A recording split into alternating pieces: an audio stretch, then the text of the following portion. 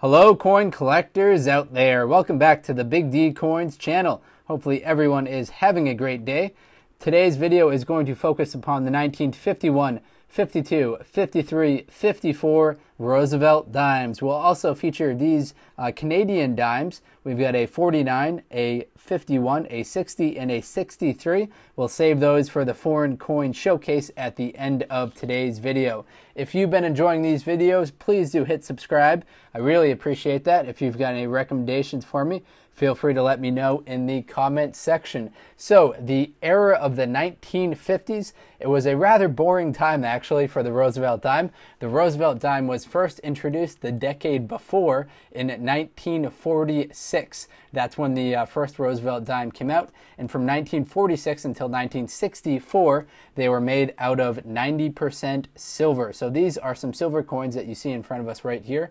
So 40s featured the introduction of the Roosevelt dime. The 50s, not much was going on. And then in the 60s, they switched over the dime from silver to the regular copper nickel clad that you're used to seeing today.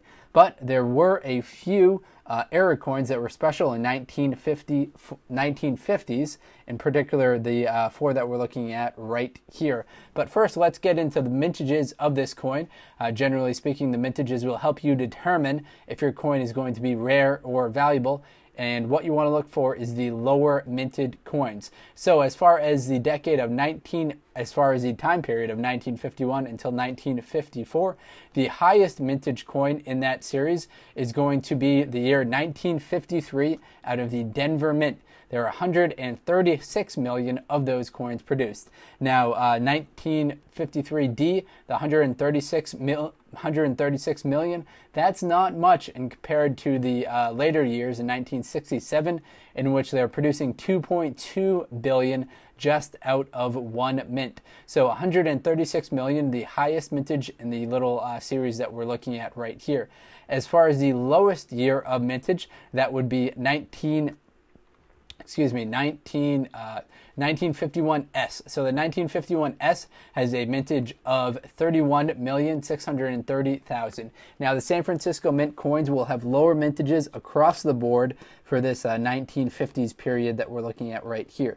And how to identify the mint mark, that's always a very important question that people often ask on the channel. For the Roosevelt dimes, what you need to do is flip it over. If you look at the torch right here, just to the left of the torch, you'll see the mint mark. Now, there are a couple different mint mark errors that we're going to look at today. Most notably, we have some repunched mint marks. So the 1951 features the 1951 S and D feature repunched mint marks. The 1952 has a repunched mint mark, 1952 S, 1953 D. And one of the more notable errors, one of the more fun errors other than repunched mint marks, which they are kind of common throughout this entire series, is the old 1954. What's special about the 1954, and particularly the 1954S, there's a known error out there with the missing designer's initials. So I'm going to isolate this one right here. We'll zoom in. Now the initials are going to be located under Roosevelt's neck. So the initials are going to be right there. You see the initials JS. That's the initials of John Chinook. His initials are missing from their normal location below the bust to the left of the date for the 1954S, missing designer's initial. So keep your eye out for that. This is mentioned in the Cherry Picker's Guide as well as on the PCGS website. So for 1954S, the no S, let me pull the price of that for you. Now the price is going to be listed separately for the full bands versus the regular strike. The regular strike will be a coin that looks like this. If you can see the bands that go across the torch, if those are showing fully, that means the coin was fully struck, and that's going to have the full bands designation, and it's going to be worth a lot more money to it. So I'm looking at the price right now for the full bands, and PCGS has graded a few of them. They aren't super valuable, but they've graded 6 of them at a mint state 66, and they all have a price cut of $250 for that mint state 66 full bands missing designer's initials, missing JS. So as far as the official wording of that coin on the PCGS website, it's the 1954-S 10 cent no JS FB regular strike. So full bands regular strike coin. It's not a proof coin. Now we talked about the kind of cool eras with the 1951 through 1954. We also mentioned the mintages. So let's transition into the foreign coin showcase, in which we'll feature these 4 coins right here. So what do we have? These ones are Canadian coins, and guess what? They're silver as well, which is awesome. Unfortunately, the silver percentage decreases from 90% to 80%. So we've got a 1949, a 1951, a 60, and a 65 right here. When we flip them over, we'll notice a transition on the obverse of the coin. The ones on the left have a different profile than the ones on the right. So the ones on the left, those were made up until 1952, specifically from 1948 until 1952, and they feature George VI. The ones on the right, you might recognize that as a young Queen Elizabeth II.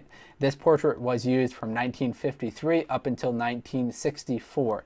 These are 80% silver coins. As far as the mintages of these ones go, the highest mintage year for the series that we have on the left, let me just fix the positioning on this one right here. So as far as this series right here, the highest mintage year is 1950, in which there are just 17 million. So even the high mintage year, there weren't that many. And then on the series on the right, of course, it's a little bit later dated, so the mintages get a little higher. In 1964, we had 49 million of them that were made for this series right here on the right. So higher mintage coins that have Queen Elizabeth II on them, lower mintage coins that are going to have George VI. Now you can of course tell who they are because their name is right on the coin. We see George and then Roman numeral 46, and then right here we see Elizabeth, then Roman numeral 42. All right, everyone, that's all I've got for today. Let's quickly recap about what we looked at. We looked at some 80% silver Canadian dimes, as well as some 90% silver United States dimes. These ones were made from 1951 until 1954.